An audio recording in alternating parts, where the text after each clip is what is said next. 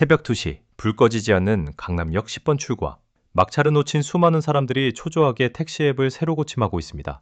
그들 중 한 명인 30대 직장인 김대리는 오늘도 야근에 마치고 녹초가 된 몸을 이끌고 있습니다. 그는 누구보다 성실합니다. 남들보다 일찍 출근하고 점심시간을 아껴 업무를 처리하며 자기 개발을 위해 잠을 줄입니다. 하지만 이상하게도 그의 통장 잔고는 늘 제자리 걸음입니다. 매달 월급날이면 이번 달엔 정말 아껴 써야지라고 다짐하지만 보름도 안 되어 카드값에 쫓기는 일상이 반복됩니다. 반면 김대리와 같은 연봉을 받으면서도 이미 서울 변두리에 내 집 마련을 하고 자산을 불려나가는 동료 박대리가 있습니다. 두 사람의 차이는 무엇일까요? 노력의 양일까요? 아니면 타고난 재능일까요? 놀랍게도 정답은 둘 다 아닙니다. 비밀은 바로 당신이 잠든 사이에도 스스로 작동하는 보이지 않는 인프라, 즉 습관의 설계에 있습니다. 우리는 흔히 부자가 되기 위해서는 강인한 의지력과 뼈를 깎는 노력이 필요하다고 믿습니다. 더 열심히 일해라, 더 적게 써라, 참아라. 하지만 뇌과학은 우리에게 충격적인 사실을 말해줍니다. 당신의 의지력은 아침에 일어나서 밤에 잠들 때까지 조금씩 깎여나가는 한정된 배터리와 같습니다. 플로리다 주립대학교의 로이 바우마이스터 교수는 이를 자아 고갈 이론으로 설명합니다. 하루 종일 직장에서 상사의 눈치를 보고 복잡한 문제를 해결하고 감정을 소모하며 퇴근한 당신에게 남은 의지력은 거의 0에 가깝습니다. 그래서 퇴근길 지하철에서 무심코 쇼핑 앱을 켜고 나를 위한 보상이라며 결제 버튼을 누르는 것은 당신의 인격 결함이 아니라 뇌의 생물학적 한계입니다. 진짜 부자들은 이 사실을 너무나 잘 알고 있습니다. 그래서 그들은 자신을 통제하려고 애쓰는 대신 의지력이 전혀 필요 없는 자동화된 시스템을 구축하는 데 집중합니다. 듀크 대학교의 연구에 따르면 우리가 하루 동안 내리는 결정의 약 45%는 의식적인 선택이 아니라 무의식적인 습관에 의해 이루어집니다. 즉, 당신이 부자가 되느냐, 평생 돈에 쫓기느냐는 당신의 지능지수가 아니라 당신의 뇌에 어떤 회로가 깔려 있느냐에 달려 있다는 뜻입니다. 지금부터 소개할 5가지 작은 습관들은 단순히 돈을 아끼는 요령이 아닙니다. 당신의 뇌 구조를 소비자에서 설계자로 바꾸고 당신이 쉬고 있거나 잠을 자는 동안에도 자산이 스스로 증식하게 만드는 강력한 알고리즘입니다. 이 시스템을 구축하는 데 걸리는 시간은 단 5분이면 충분합니다. 하지만 이 5분이 10년 뒤 당신과 김대리의 자산 격차를 수억 원 이상으로 벌려놓을 것입니다. 첫 번째 습관은 자동 증액 시스템의 구축입니다. 대부분의 사람들은 저축률을 결정할 때 한 번 설정한 금액을 몇 년 동안 그대로 유지합니다. 하지만 이것은 인플레이션과 당신의 가치 상승을 무시하는 치명적인 실수입니다. 시카고 대학교의 행동경제학자 리처드 탈러와 슐로모 베나치는 내일 더 저축하라는 프로그램을 통해 경이로운 결과를 증명했습니다. 사람들에게 지금 당장 저축을 늘리라고 하면 뇌는 이를 손실로 인식하여 고통을 느낍니다.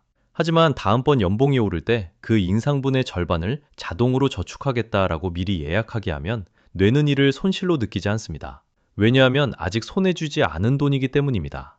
이것을 당신의 삶에 적용하는 법은 간단합니다. 지금 즉시 은행 앱을 켜고 자동이체 날짜를 월급날 당일로 맞추십시오. 그리고 1년에 한 번 혹은 연봉 협상 시즌에 맞춰 저축 금액이 1%씩 자동으로 늘어나도록 예약해두는 것입니다. 1%는 체감상 거의 느껴지지 않는 작은 금액입니다. 하지만 복리의 마법과 결합하면 이야기는 완전히 달라집니다. 매달 200만 원을 저축하는 사람이 매년 저축액을 1%씩만 늘려도 20년 뒤 그가 손에 쥐는 금액은 아무런 조치를 취하지 않은 사람보다 수천만 원, 많게는 억 단위의 차이를 만들어냅니다. 핵심은 결정의 횟수를 줄이는 것입니다. 매달 얼마를 저축할지 고민하는 순간 당신의 의지력 배터리는 소모되고 결국 유혹에 굴복하게 됩니다. 하지만 단 한 번의 설정으로 시스템이 돌아가게 만들면 당신의 무의식은 줄어든 가처분 소득에 맞춰 생활 방식을 자동으로 재조정합니다. 당신이 잠든 사이에도 당신의 미래를 위한 자산은 당신의 의지와 상관없이 매년 더 빠른 속도로 눈덩이처럼 불어날 준비를 마치는 것입니다. 이것이 바로 강남의 고액 자산가들이 평범한 직장인들과 다른 첫 번째 비밀입니다. 그들은 자신을 믿지 않습니다. 대신 자신이 설계한 시스템을 믿습니다.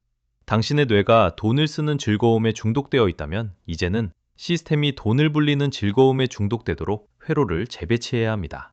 그런데 여기서 한 가지 의문이 생길 수 있습니다.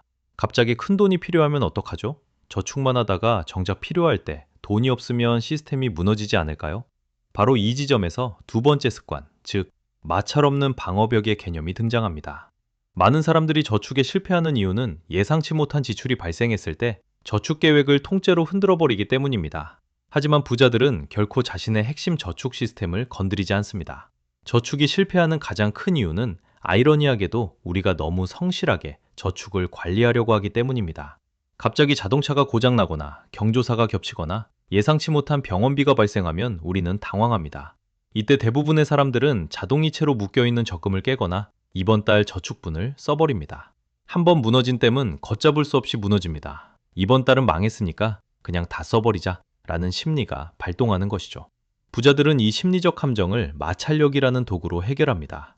이것이 바로 두 번째 습관, 마찰 없는 비상금 자동화입니다. 비상금을 모으라는 말은 식상하게 들릴 수 있지만 핵심은 어디에 보관하느냐입니다. 당신의 주거래 은행 계좌, 즉 체크카드와 연결된 계좌에 비상금을 두는 것은 고양이에게 생선을 맡기는 것과 같습니다. 돈이 눈에 보이고 손에 닿는 곳에 있으면 우리 뇌는 그것을 언제든 쓸 수 있는 가용 자원으로 인식합니다. 스트레스를 받는 날, 당신의 뇌는 교묘하게 속삭일 것입니다.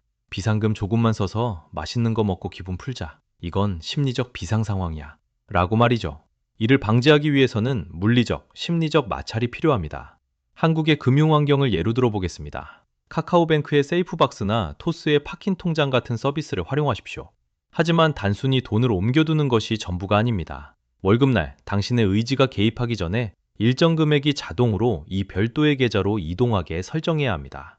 그리고 이 계좌는 절대 체크카드와 연결해서는 안 됩니다. 돈을 꺼내 쓰려면 최소한 2번 이상의 인증을 거치거나 다른 계좌로 이체를 해야 하는 번거로움을 만들어두는 것입니다. 이 작은 마찰이 당신의 충동적인 결정을 막아주는 강력한 방어선이 됩니다.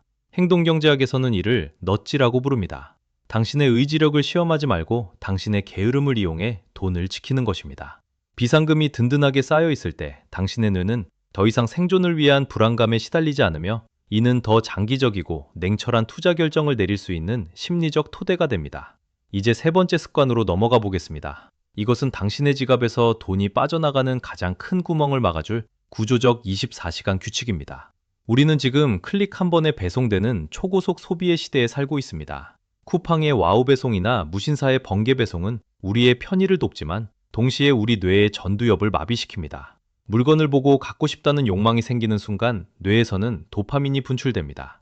흥미로운 점은 도파민은 물건을 손에 넣었을 때보다 물건을 갖게 될 것이라고 기대하며 결제 버튼을 누르기 직전에 최고조에 달한다는 사실입니다. 즉, 우리는 물건이 필요해서 사는 것이 아니라 결제 과정에서 오는 그 짧은 쾌락에 중독되어 있는 것입니다.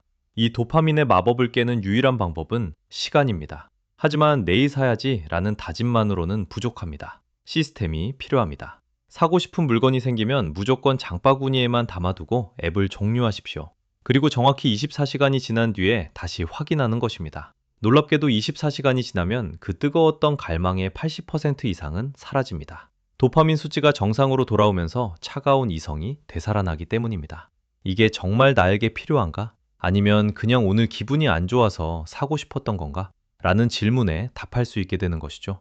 더 강력한 방법은 아예 지출 전용 계좌를 분리하고 그 계좌의 잔액이 일정 수준 이하일 때는 24시간을 기다려도 결제되지 않도록 물리적인 한계를 설정하는 것입니다. 이것은 단순한 절약이 아니라 당신의 보상 체계를 재설계하는 과정입니다. 충동 구매를 참아냈을 때 느끼는 승리감이 물건을 샀을 때의 쾌락보다 더 크다는 것을 뇌에 학습시켜야 합니다. 이 습관이 자리 잡으면 당신은 더 이상 마케팅의 노예가 아니라 자신의 자산에 대한 완전한 통제권을 가진 주인이 됩니다.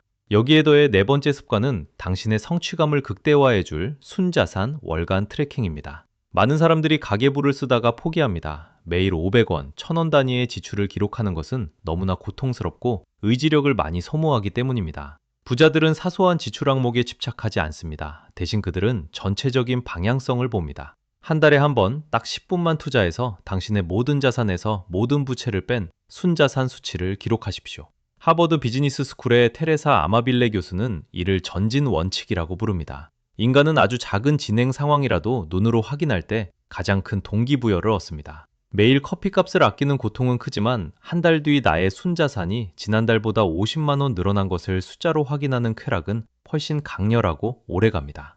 이 숫자가 늘어나는 것을 보는 순간 당신의 뇌는 저축과 투자는 고통이라는 인식에서 자산 증식은 즐거운 게임이라는 인식으로 전환됩니다. 이때부터는 누가 시키지 않아도 스스로 지출을 줄이고 자산을 불릴 방법을 찾게 됩니다.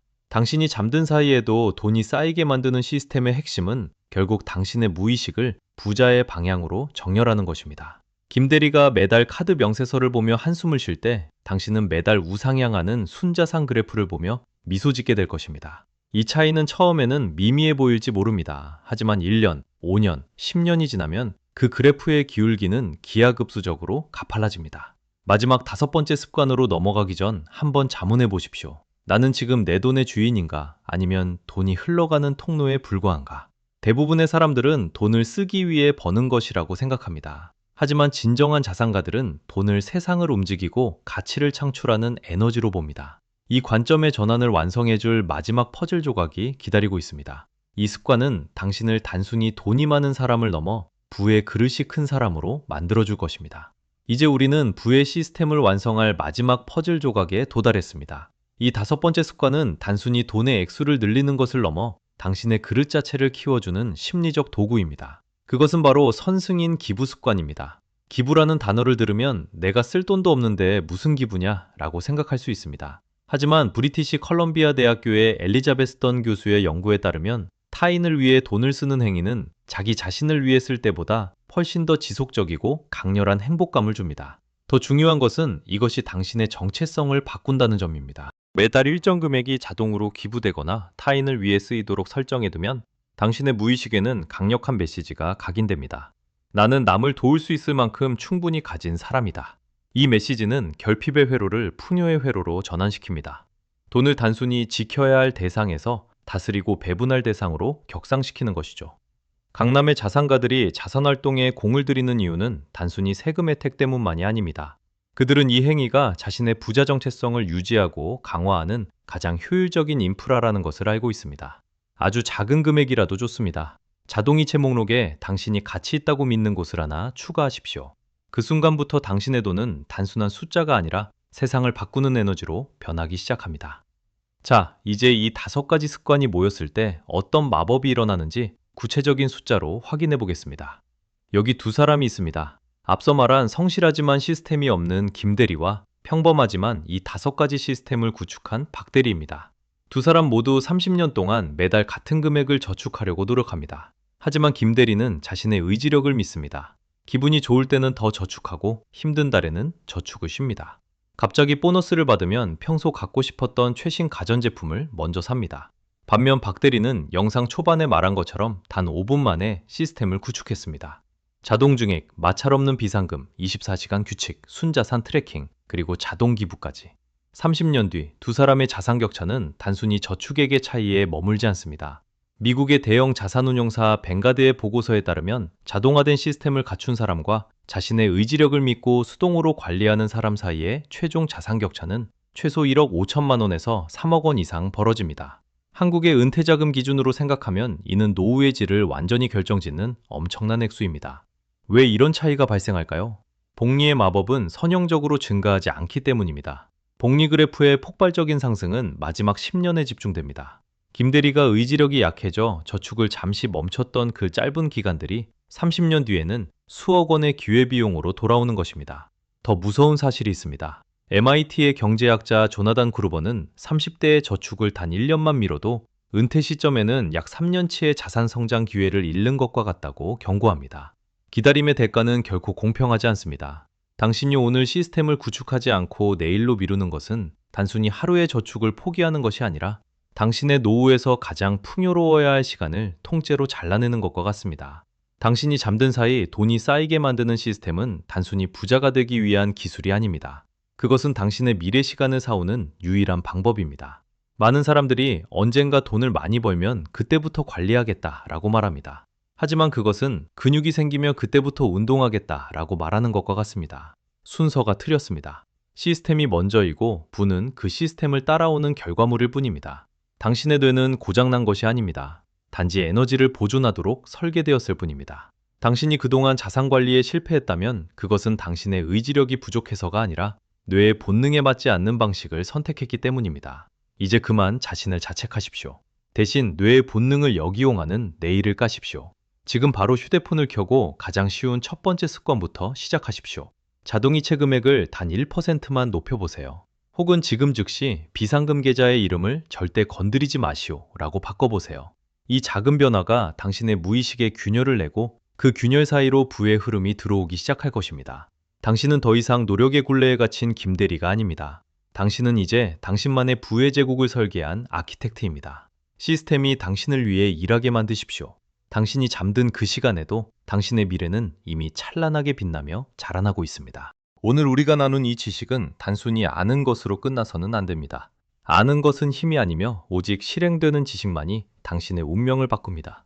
이 영상이 끝나는 즉시 당신의 금융 앱을 열고 단 하나의 설정이라도 바꾸십시오. 그 1분이 당신의 30년을 책임질 것입니다. 부의 인프라를 구축한 당신의 앞날을 진심으로 응원합니다.